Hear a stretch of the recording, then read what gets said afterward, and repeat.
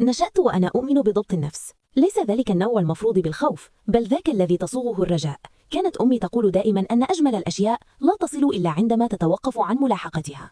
استوعبت هذه الفكرة بعمق، وعندما التقيت به كان ذلك في مرحلة عادية من حياتي، لا شيء سينمائي، لا شيء درامي، مجرد شخصين تقاطعت طرقهما في وقت لم يكن أي منا مستعدا تماما لشيء معقد. كان مألوفا قبل أن يكون مهما، ذلك النوع من الحضور الذي يندمج في روتينك قبل أن تلاحظ كم مرة تبحث عنه. كنا نتحدث بسهولة عن العمل، عن خطط تبدو أكثر أمانا حين تقال بصوت عال. كان يصغي بطريقة تجعل الصمت مقصودا لا محرجا، ومع مرور الوقت صارت تلك الأحاديث شيئا أعتمد عليه أكثر مما اعترفت به حتى لنفسي. لكنني كنت حذرة أكثر مما ينبغي ربما. كنت أراقب الفرص وهي تمر كقطارات، اقتنعت نفسي بأنها ليست لي بعد. قلت لنفسي إن الصبر نضج، وإن ضبط النفس قوة. كان هو يتخبط في شكوكه الخاصة، ولم أرد أن أضيف ثقلا إلى ارتباكه، لذلك بقيت في الخلفية، داعمة ثابتة، حاضرة دائما دون أن أطلب شيئا. خلال تلك السنوات أصبحت أقرب صديقاتي جزءا من ذلك المدار المشترك. كانت تعرف عاداتي، ترددي، تفاؤلي الهادئ. تحدثنا بصراحة عن كل شيء باستثناء الحقيقة الوحيدة التي لم أستطع صياغتها بالكامل، أن انتظاري لم يكن سلبيا، كان محملا بالتوقع، بالإيمان. كنت أظن أنني أحمي شيئا هشا بعدم تسميته مبكرا، لكن الحياة استمرت على أي حال. تبدلت الوظائف، ثقلت المسؤوليات، وما زلت أنتظر. كنت أقول لنفسي إن اللحظة المناسبة حين تأتي ستكون واضحة، وإن الوضوح سيصل كإشارة لا يمكن أن أخطئها. الآن حين أنظر إلى الوراء أدرك كم كانت تلك الفكرة مريحة، سمحت لي بتجنب المخاطرة بينما أشعر في الوقت نفسه بالإخلاص. ما لم أدركه هو أن الزمن لا يتوقف لأنك تتصرف بحذر. بينما كنت أجل المسافة كان آخرون يقتربون، وبينما كنت أقنع نفسي بأن الصمت ولاء كان شخص آخر يترجمه على أنه غياب. وأكثر ما ألمني أنني ظننت أن الجميع من حولي يفهمون نواياي، بينما في الحقيقة لم يروا إلا ما اخترت أن أظهره. لم يحدث التحول دفعة واحدة، لا يحدث ذلك أبدا. جاء على هيئة شظايا، مكالمات فائتة تبرر، أحاديث فقدت شيئا من الحميمية، رسمية جديدة تسللت إلى تواصلنا. لاحظت ذلك لكنني بررت. الناس يتغيرون، قلت لنفسي، الظروف تتبدل، هذا طبيعي. بدأت صديقتي يذكره أكثر، دائما بشكل عابر، كأن اسمه صار تفصيلا محايدا في حكاياتها اليومية. لم أشتكك، ولماذا أفعل؟ فالثقة تقوم على افتراض أن بعض الخطوط غير مرئية، مفهومة دون أن ترسم. ومع ذلك كانت هناك لحظات أقلقتني، نكات مشتركة لا أعرفها، خطط تناقش بنبرة توحي بألفة لم أشهدها. وحين سألت بخفة ابتسمت وقالت إنني أفرط في التفكير، وأردت أن أصدقها، فالإفراط في التفكير كان عيبي الدائم بعد كل شيء. بدأت أشعر كأنني دخيلة في أحاديث كانت يوما بيتي. حين كنا معا كنت أستشعر انسجاما غير معلن بينهما، خفيفا لكنه لا ينكر. الطريقة التي يكملان بها جمل بعضهما، الطريقة التي يكون فيها الصمت بينهما مريحا، بينما الصمت معي كان مثقلا بالمعنى.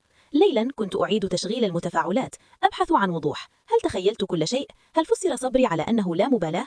فكرت في أن أتحدث أخيرا، أن أكسر نمط الانتظار، لكن الخوف تدخل. الخوف من سوء المفاهمة، من إفساد العلاقات بناء على افتراضات. فبقيت صامتة مرة أخرى. ازداد الثقل كلما تجاهلته، تجلى جسديا، نوم مضطرب، شد دائما في كتفي، وجع خافت خلف عيني. كنت أحمل أسئلة بلا مكان أضعه فيه، والأسوأ كان مدى معقولية الجميع. لا أصوات مرتفعة، لا خيانة واضحة، مجرد إعادة ترتيب بطيئة للمساحة العاطفية تركتني غير متأكدا من مكاني. وصلت الدعوة في ظهيرة عادية، رسالة رسمية نبرة محسوبة. حين قرأتها بردت يدي. الكلمات مهذبة، احتفالية، مختارة بعناية. ها هو المستقبل، معلنا ببساطة بلا دراما، كأنه كان حتميا منذ البداية.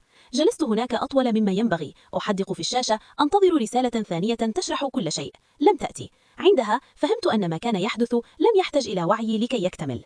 حضور الحفل بدا غير واقعي، كأني أدخل مشهدا تدرب عليه الجميع دوني. فكرت في عدم الذهاب، دربت أعذارا في رأسي، لكنني في النهاية حضرت. التجنب لن يغير ما ترسخ.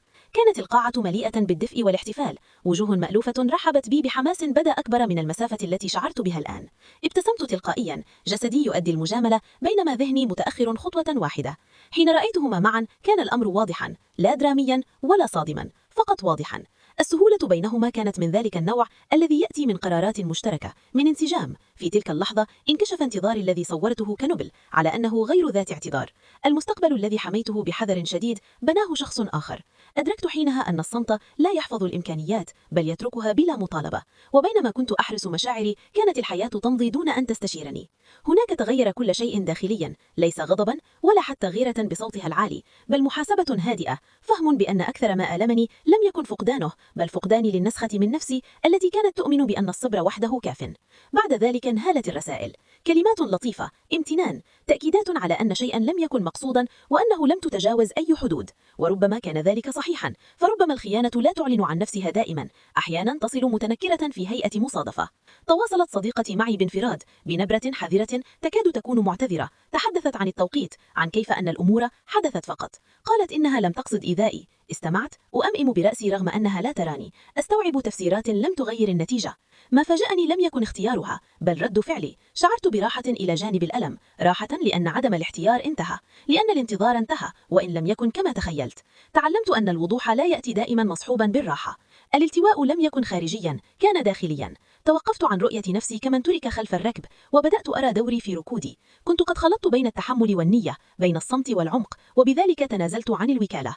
كان هذا الإدراك مزعجا لكنه محررا. للمرة الأولى منذ سنوات بدا المستقبل غير مكتوب من جديد، ليس لأن شخصا آخر اختارني بل لأنني أصبحت مستعدا أخيرا أن أختار نفسي.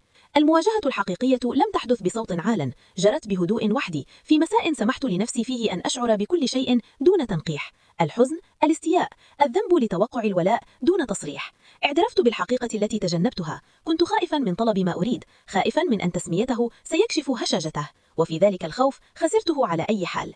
لم يكن البكاء دراميا، كان ضروريا، كتحرير سنوات من ضبط النفس دفعة واحدة. وعندما انقضت الحدة بقي شيء أكثر ثباتا: القبول، لا كاستسلام بل كفهم. لم أكن بحاجة إلى اعتذارات، كنت بحاجة إلى وضوح، وقد حصلت عليه أخيرا. خفف الزمن حواف تلك الذكرى لكنه لم يمحو الدرس. لم أعد أجمل الانتظار بلا تواصل، لم أعد أخلط بين الصمت والولاء، ولم أعد أقيس قيمتي بمدى قدرتي على تحمل عدم الاحتيار. إن كان هناك مغزى فهو ليس عن اللوم. لم يسرق أحد شيئا مني، أنا من منحت الوقت بلا اتجاه وتوقعت أن يعود محملا بالمعنى.